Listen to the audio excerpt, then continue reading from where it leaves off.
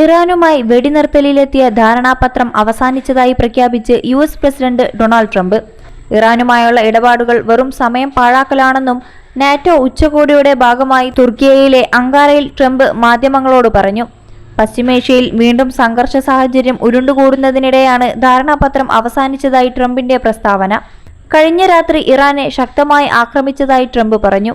നിങ്ങൾ എപ്പോൾ ആക്രമിച്ചാലും തിരിച്ചടിക്കുമെന്ന് ഞാൻ അവരോട് പറഞ്ഞതാണ്. അവർ വൃത്തികെട്ടയാളുകളാണ്, എനിക്ക് ഇഷ്ടമല്ല. അവർ ദുഷ്ടന്മാരാണ്. മാനസിക നില തെറ്റിയവർ നയിക്കുന്നിടത്തോളം ഇറാനുമായി ഇടപെടാൻ ആഗ്രഹിക്കുന്നില്ല. എന്നെ സംബന്ധിച്ചിടത്തോളം ആ വിഷയം അവസാനിച്ചു കഴിഞ്ഞു. വിഷയം ഇറാനിലെ ആണവായുധ നിരായുധീകരണമാണ്. ഞങ്ങൾ ആ രാജ്യത്തെ ആണവമുക്തമാക്കാൻ പോവുകയാണ്. ആണവായുധം ഉണ്ടായിരുന്നേൽ ഇറാൻ അത് ഉപയോഗിച്ചേനെ, ട്രംപ് പറഞ്ഞു. ഇറാനിലെ യുദ്ധത്തിൽ സഹായം നൽകാൻ തയ്യാറാകാത്ത നാറ്റോ രാജ്യങ്ങളുടെ നിലപാടിലും തനിക്ക് എതിർപ്പുണ്ടെന്ന് ട്രംപ് പറഞ്ഞു. ഖത്തർ, സൗദി അറേബ്യ എന്നീ രാജ്യങ്ങളുടെ എണ്ണക്കപ്പലുകൾക്ക് നേരെ ഇന്നലെ ഇറാൻ നടത്തിയ ആക്രമണത്തിനു പിന്നാലെ US സേന ഇറാനിൽ വ്യോമാക്രമണം നടത്തി. ഇറാന്റെ പരമോന്നത നേതാവ് അലി ഖാംനെയുടെ സംസ്കാര ചടങ്ങുകൾ നാളെ നടക്കാനിരിക്കെയാണ് ഗൾഫ് മേഖലയെ വീണ്ടും ആശങ്കയിലാക്കി അമേരിക്കയുടെ ഈ സൈനിക നീക്കം. സിറിക്, കിഷം, ബന്ദർ അബ്ബാസ് എന്നിവിടങ്ങളിലാണ് അമേരിക്കൻ സേന വ്യോമാക്രമണം നടത്തിയത്.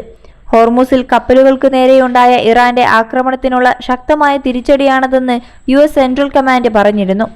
21 ലക്ഷത്തോളം സന്തുഷ്ടരായ ഉപഭോക്താക്കളും 2 ലക്ഷത്തോളം തിമിര ശസ്ത്രക്രിയകളും പൂർത്തിയാക്കിയ മലബാറിലെ ഏക കണ്ണാശുപത്രി Al Salama high hospital, hospital road, Perinthalmanna. അതേസമയം US സൈന്യം നടത്തിയ വ്യോമാക്രമണങ്ങൾക്കും ഇറാനെതിരെ വീണ്ടും എണ്ണ ഉപരോധം ഏർപ്പെടുത്തിയതിനും പിന്നാലെ ഇരു രാജ്യങ്ങളും തമ്മിലുള്ള യുദ്ധം അവസാനിപ്പിക്കാൻ ലക്ഷ്യമിട്ടുള്ള സമാധാന കരാർ US ലംഘിച്ചതായി ഇറാൻ ആരോപിച്ചിരുന്നു. മാസങ്ങൾ നീണ്ട യുദ്ധത്തിനും രക്തച്ചൊരിച്ചിലിനും ആഗോള അനിശ്ചിതാവസ്ഥയ്ക്കും അവസാനമാകുമെന്ന പ്രതീക്ഷ നൽകിക്കൊണ്ടായിരുന്നു USഉം ഇറാനും ജൂൺ 15-ന് ധാരണാപത്രത്തിൽ ഒപ്പുവെച്ചത്. President Trump, vice president JD Vance എന്നിവരാണ് USന് വേണ്ടി ഒപ്പിട്ടത്. ഇറാനു വേണ്ടി പാർലമെന്റ് സ്പീക്കർ മുഹമ്മദ് ബാക്കിർ കാലിബാഫുമാണ് ഒപ്പുവെച്ചത്. ഇതിന് പിന്നാലെ ഹോർമുസ് കടലിടുക്ക് പൂർണ്ണമായും തുറന്നിരുന്നു.